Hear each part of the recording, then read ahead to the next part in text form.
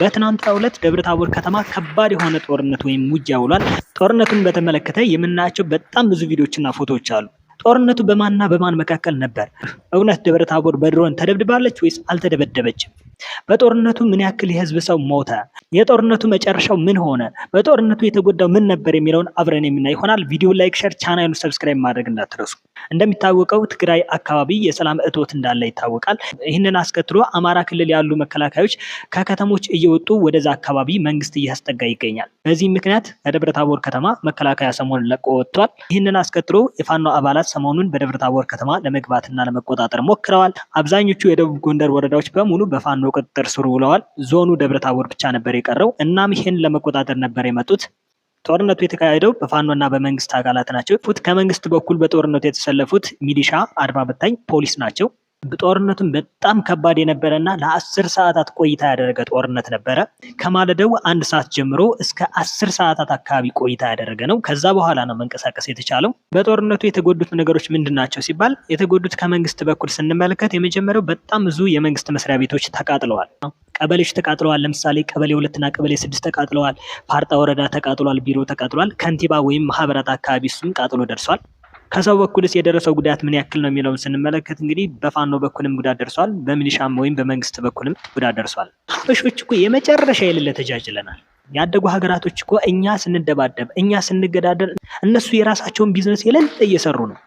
ምክንያቱም እነዚህን ዊፖን ኢንስትሩመንትስ የጦር መሳሪያዎችን እኛ ራሳችንን አምርተን አይደለም የምንጠቀማቸው። ካደጉ ሀገራት ነው ገዝተን የምናመጣው አይደል? ለመሳሪያ ግዢ የሚወጣውን ወጪ እንተውና የጥይቱን አስቡ። ምክንያቱም አንድ ሰው አንድ መሳሪያ ከገዛ ለብዙ ዓመታት በጥንቃቄ ከያዘው ሊጠቀም ይችላል። ጥይት ግን በየጊዜው ይገዛል። ስለዚህ እኛ ኮንቲኒዩስሊ ጥይት ስለምንገዛቸው እነሱ ኮንቲኒዩስሊ ጥይት ያመርታሉ። እነሱ ያመርታሉ፣ እኛ እንገዛለን። እነሱ ቢዝነሳቸውን እያሳደጉ ሀገራቸውን ይለውጣሉ። እኛ ግን ከነሱ ጥይት ገዝተን ወንድማችንን እንገላለን። ያለችን የሌለችንን ሀብትና ንብረታችንን ለጥይት ግዢ እናውላታለን። እንደርሶ በደህና ቀን የገነባናቸው መስሪያ ቤቶችንም ሆነ ሀብትና ንብረቶችን እናወድማለን። ለኢትዮጵያ የሚያስፈልጓትን ወጣቶች በዚህ ምክንያት ኢትዮጵያ የሚያስፈልጓትን ሰዎች እያጣች ነው። ኢትዮጵያ ወደ ታች እየዘቀዘቀች፣ እነሱ ግን ሀገራቸው እያደገች ትሄዳለች። ግን ትልቁ ነገር ነው ብላችሁ ታስባላችሁ? ኢትዮጵያ እንደሚታወቀው በጣም ብዙ ሪሶርስ ያላት ሀገር ናት። ያደጉ ሀገራት ደግሞ ከኢትዮጵያ ብዙ ሪሶርስ መውሰድ ይፈልጋሉ። የሚያመርተውና ለኢትዮጵያ የሚያስፈልጋት ወጣት ከሞታች፣ ለኢትዮጵያ የሚያስፈልጓት ፖለቲሻንም ሆነ ነን ፖለቲሻን ኢንዲቪዥዋሎች ወይም ሰዎች ከጠፉና ከሞቱ፣ ስለዚህ ያለምንም ከልካይ ያደጉ ሀገራት የኢትዮጵያን ሪሶርስ በነፃነት ይወስዳሉ ማለት ነው። ለምን አንበስልም? ስለዚህ የኛ መብሰል አለብን። ሰላምን በጦርነት ማምጣት አይቻልም። እኔና ጓደኛዬ ተጣላን። እኔ እሱን ለማጥቃት የሚሯሯጥ ከሆነ እሱም እኔን ለማጥቃት የሚሯሯጥ ከሆነ በመካከላችን በዚህ መንገድ ሰላምን ማምጣት ይቻላል? አይቻልም። የበለጠ ጥፋትን ጥፋት እየወለደው ሞትና ግድያ ነው የሚሆነው። በተመሳሳይ በዚህ መንገድ የምንቀጥል ከሆነ ኢትዮጵያን ሰላም ማድረግ አይቻልም። አይ ሃቭንት የፖለቲካል ናውሌጅ፣ ስለ ፖለቲካ ምንም አይነት እውቀት የለኝም። ነገር ግን ከፋኖም ከመንግስትም አባላት ይህንን ነገር በወንበር ዙሪያ በሰላማዊ መንገድ ብትፈቱትና ኢትዮጵያን ሰላም ብናደርጋት ይሻላል የሚለው ባይ ነኝ። ነገራችን ላይ እስኪ ጦርነቱን ለ5 ሰከንድ ያክል አሰማችሁ። ይኸው ቤት ነው ተኝቼ ዋልኩት። መውጣት አልቻልኩም። ማንም ሰው መውጣት አይችልም። ጦርነቱ የተካሄደው ከተማ ውስጥ ነው። እኔ ተከራይቼበት ከምኖረው በር ያረፈውን ጥይት ተመልከቱት። አያችሁት? ከተማ መሀል ላይ ነው የተተኮሰው። ከባድ መሳሪያ ነው በነገራችን። ይሄ ሰው ቢያገኝ ግን አስባችሁት? ከባድ የሆነ የራስ ህመም አለብኝና መድኃኒት አልቆብኝ፣ ደግሞ በአጋጣሚ መድኃኒት አልነበረኝም። በቃ ቤቴ ተኝቼ ውስል ነው ሳለቅስ ነው ያልኩት። ከዛ ጦርነቱ 10 ሰዓት አካባቢ በረደ። ከዛ ወጥቼ መድኃኒት ገዝቼ ወደ ቤቴ ተመለስኩኝ። ከዛ መድኃኒት ወስጄ ተሻለኝ።